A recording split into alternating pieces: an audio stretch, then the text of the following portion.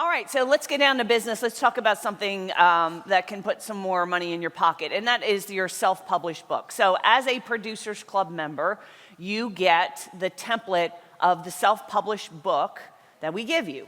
And we just updated it in September, and we give you the marketing materials around that, and you can take it and publish it, modify it, and publish it on your own. And we can either do it for you if you want, or you can go do that yourself, all right? So before I get into the book marketing, I want to go up higher, because I think sometimes you don't want to, remember yesterday I was talking about you want to start with the numbers. And when you do a new client acquisition, you start with the numbers, then you start with your strategy, or next is your strategy, and then you get into the tactical. So a book, publishing a book, and how you do it, and how you promote it, and where you publish it, and how you get it, all that stuff is the tactical stuff. And we're going to give you all the tactical stuff. But I want to go into the middle here and talk about strategy. And I want you to understand, what is it we're trying to do with this book? What is it we're trying to do with all of the marketing we're doing? And when we start making choices about what kind of marketing to do, one of the things we want to remember is that you're selling trust. Never, never, never forget that what you're selling is trust. So if you have a financial advisor, and I know some people who do work in the financial advisor industry, and they're marketing people for financial advisors, a financial advisor is trying to get you to basically entrust him or her with your entire life savings. That is a big, big trust sale. And I think if you look at it from the standpoint of a customer of a financial advisor, you would say to yourself, I really don't know what to invest, where to invest. It's very confusing. I hear conflicting advice. There's a lot of opportunities, options. The news is telling me one thing. Kevin O'Leary's telling me another. There's Bitcoin, there's this, there's that. And what we want, and I'm saying myself included, is we want someone who we can trust, who is going to go deep and understand all these things and come back and distill it to us with a plan. That's what we want, right? We don't want to go read 20 different magazines and 30 different websites and get in and earn a degree in financial planning and investing. We don't want to do that. What we want to do is find somebody we can trust who will tell us that. Now, that is what we are for our customers, because technology is this big black hole of cost and complexity. They're hearing all the cybersecurity stuff. They hear all about risk. They hear about HIPAA, the compliance. They hear about backup and disaster recovery. And, really what you have to continually remind yourself is that you're selling trust. That's what Robert said yesterday. If you saw him on stage, he said all of his competitors were tech guys and engineers. He could not be that person. It actually gave him an advantage. He thought it was a disadvantage, and it actually gave him an advantage because he couldn't go into the technical talk. He had to build relationships. He had to sell trust. And so I just want to continually remind you guys that everything that you're doing has to be providing more trust to to the customer, the prospect that's coming to you, right? That's why I tell you to answer your phones live. Why? Because that is the first sign, do I trust this company or not? They say they're responsive. They say they're the best that they are, but then I call the office and nobody answers the phone, or they bungle the call. That does not build trust. And it's the same with us. I remind my staff, and my staff wake up in the back, because I'm going to say it again, they hear it all the time. Part of our mission is to inspire excellence. And if we can't get our marketing right, why would you trust us to do yours?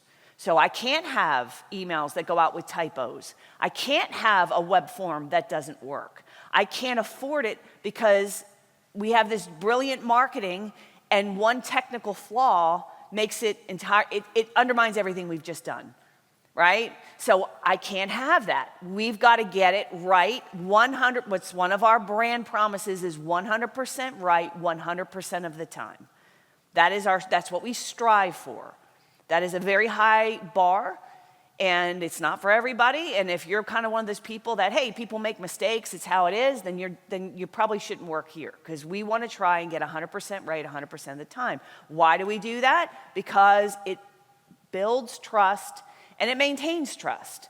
Because trust is something that you can spend years and years and years building, and then in one decision, in one moment, you can break trust. And you can lose trust with someone. Someone catches you in a lie, somebody catches you not being honest with them, and you cover it up or whatever, you've instantly lost trust, okay? So I want you to remember this, everything we're doing, everything I'm teaching you, websites, about us pages, the drip marketing tips, the book, everything we're doing, what we're trying to do is position ourselves something other than just another salesperson, to position ourselves as a trusted, knowledgeable, expert advisor. That's educational direct response. That's the core of what we teach. And so I wanted to, before we start talking about a book, I want to make sure I really drill this in, because you're going through your business and you may not have ever kind of stopped and said, well, what are we doing specifically to build trust? Because if you truly want to sell at a higher price, you want to start selling you and selling trust, not products and services, not all you can eat, not cheapest price, not managed services, not compliance or cybersecurity, not even features and benefits. Because most salespeople, the sales trainers will say, okay, here's the features and here's, sell the benefits, sell the benefits. See, it's even more than that. I mean, people know the benefit of a network that works, of email that is, up and running. Like the guy was really frustrated. Like they get it. They know they want that. So you don't have to necessarily sell that benefit. It's a matter of really selling trust. I need IT support. I got to buy it. The question is, who do I buy it from? And that's the sale we need to make. Because if we looked at everybody's contract in this room and we said, let me see your managed services contract. Mike, let's see yours. Let's see, Conrad, let's look at your managed services contract. We would see similarities, but we would see differences. Well, we include this and we don't. We charge for this and this one we include. When I sell compliance, I sell managed services and compliance is an add-on. Some of you, compliance is baked in with what you do. It's not even an option. So if we really look at everybody's contract, there isn't even one standard contract. And if there's not one standard contract, that basically tells you there's no one absolute right way, a tech stack to sell managed services. And if we as a community can't agree what managed services is, sure as shit can tell you our prospects can't figure it out either. And so all the stuff that we worry about, what are we including? I'm not saying it's not important, because it is important, but that's not what sells, right? That's not what sells. At the end of the day, they're buying you. And that's, again, another thing Robert said yesterday. How do you compete? And the MSP panel said it as well, if you remember 10 years ago on Wednesday, which feels like 10 years ago, the panel said that the larger MSPs, they said the thing that you have, if you're small, is that relationship. I'm the owner, you can call me, I'm right here, I'm not gonna leave you. There's trust built there. So I just wanna make sure we do that. And in professional services, clients are always going to make decisions based on how they feel about the provider. All right? Not the price, not the tangible product. There's no buyer of services for whom some factors other than price aren't extremely important and relevant to their business. Now, if you look at big companies, a lot of them really screw up the ads and the marketing, right? But what they're selling, and this is really what really smart brands do, right? And that is they're selling, when you buy their product, you're making a vote for the type of person you are. So I watched recently, I'll have to find it and play for you guys. It's really, really good. It is an old video clip of Steve Jobs talking about the release and the strategy behind the Think Different campaign. How many of you remember the commercial Think Different? Look around the room. Like that commercial aired something like 20, 30 years ago. And we still remember it. Remember the Think Different? Austin, maybe you can find that, and maybe we'll play it because it's really key. And he explained the strategy behind it. He said, because people aren't going to remember the products. He says, we're not selling bits and feeds and technology. He said, we're selling a concept. People buy Apple products because of who they are. And he understood that. He was a genius. When you look at Nike is not, they sell a commodity. They're selling shoes. But Nike celebrates and honors athletes. Now, their brand has gotten a little muddled, but in the past, that's very much what Nike stood for, was we honor and celebrate athletes. In the Producers Club and in the membership that we have gathered, we're selling marketing, but we're selling a higher honor. We're selling success. We want people who have honest ambition. Let me say that again. I want people who have honest ambition, not bullshit that are going to make an excuse and tell me they can't and they're negative and here's all the reasons it won't work. I want people who are, excited and passionate and want to succeed. They want to help others. They want to be part of something, right? So when you think about what you're promising to your marketplace, you've got to constantly kind of not get drug into the technical stuff, because it's real easy to get really stuck on the stuff and forget, here's what we really need to be about, here's who we really need to be for. And when you are about something and you are for somebody, trust is built, okay? Because a lot of people, that's what they're buying, not the tangible stuff, all right? Now, to be effective, as a reminder, all buying decisions are based on emotions, how they feel about you and what you're selling backed by logic. I will stand behind this 1,000%.